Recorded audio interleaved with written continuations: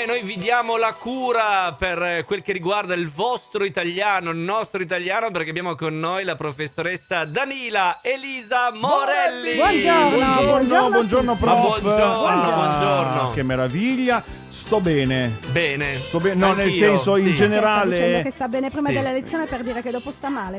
Sì. No, per carità, è semplicemente per dire che la lezione di italiano, Beh. mi rende uno Ecco. studente No, migliore. Anche perché Ok. hai annunciato un'ora di italiano. Un'ora è lunga, Un'ora di un'ora. italiano. No, invece 3 sono minuti, solo- tre anche minuti. meno. Senta, professoressa, Sì, ci arrivano dica. domande per lei. Prima dica. di parlare dell'etimologia Sì, delle parole, sì. vuole dare una risposta Certo. a Monica Si che risponde dice... sempre agli alunni. Esatto, l'alunna Monica ci chiede, credo si chiami Monica, dice per favore potreste chiedere alla professoressa se è corretto dire, e lo dicono spessissimo durante i TG, a piazza, riunione a Piazza Fontana, a sì. Piazza del Popolo, piuttosto che dire in piazza. È più corretto in piazza perché, A piazza perché? No, perché a piazza è una storpiatura probabilmente dovuta a una forma dialettale, perché in realtà il complemento di stato in luogo è con in.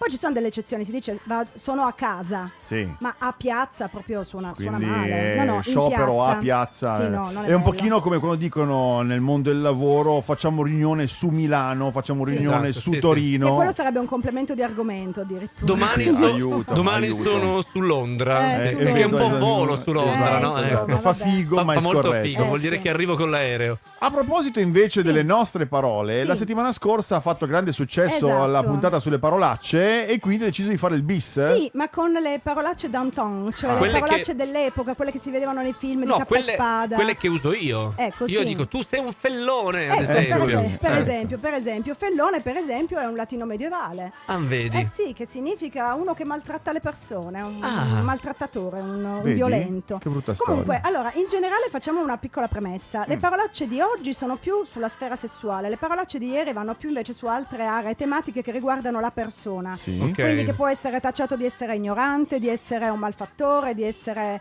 un assassino e così via. Allora, prendiamone una per ogni tipologia, perché ce ne Sì. sono veramente tante. Allora, per esempio, zoticone, Sì? che tra l'altro si collega alla lezione dell'altra volta, se siete stati attenti. Sempre. Cioè quella parola idiotes che significava un uomo che non può avere una carica pubblica perché è ignorante. Ok. Zoticone, zotico, è una derivazione, una storpiatura di idiotes, greco vedi? antico. Pazzesco. Poi abbiamo i furfanti, appunto nei film di Cappa e Spada, D'Artagnan, Gin Kelly, Errol Flynn che fa Capitan Blood.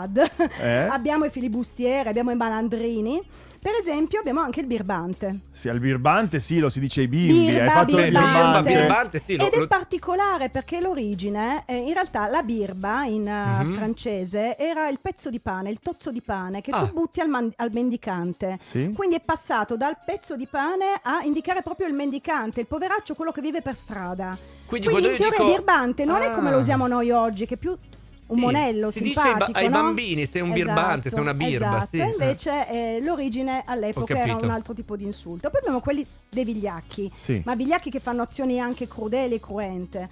Manigoldo, fellone, come abbiamo detto, Maramaldo. Maramaldo è veramente d'antanno. Perché Allora- poi mi fa pensare a Maramau. Esatto, La Maramaldo è smorfia. pazzesco perché è una figura retorica molto importante, l'antonomasia. Scritto con la M minuscola, fa riferimento infatti a un personaggio storico realmente esistito, un certo Maramaldo, che uccise in una battaglia nel 1530 l'avversario Francesco Ferrucci. Noi abbiamo Corso Ferrucci a Torino. Chi Sì. è Francesco Ferrucci? È quello che è stato ucciso, era già moribondo. Quindi pare, secondo la leggenda, che lui abbia detto a questo Marabaldo che gli dava il colpo di grazia, tra virgolette, vile, tu uccidi un uomo morto. Ah, e quindi è Marabaldo vigliacco. è un vigliacco pazzesco, Ah. perché come Ettore nell'Iliade che va ad ammazzare Patroclo, sapendo che Patroclo è già Praticamente sta morto. schiattando. E non so quanto tempo diamo, io andrei su un'ultima parole, Sì. perché sono anche dei modi di offendere riguardo alla non attività. Cioè se tu sei inattivo, sei uno che non fa niente. Un ozioso. Un fannullone. Sì. Fannullone è veramente una parola semplice, fa nulla. Ok. Esatto. Ma nell'ambito del fannullone c'è anche la parola pelandrone. Ah. E qui l'orgoglio piemontese fuori. deve saltare L'ho fuori, usato, perché ho scoperto che pelandrone verrebbe da una parola piemontese che poi è andata in tutta Italia. Pelandrun, ma il No, signor plandrun. ecco, lo sapevo. No, si dice Il almeno io plandrun. dico plandrun. Vabbè. Qui si vedono Sei le mie proprio radici in plandrun. calabre che insomma Col dialetto quindi piemontese. Plandrun. Allora, pelandrone, landrone significa in effetti una persona che non fa niente, un fannullone.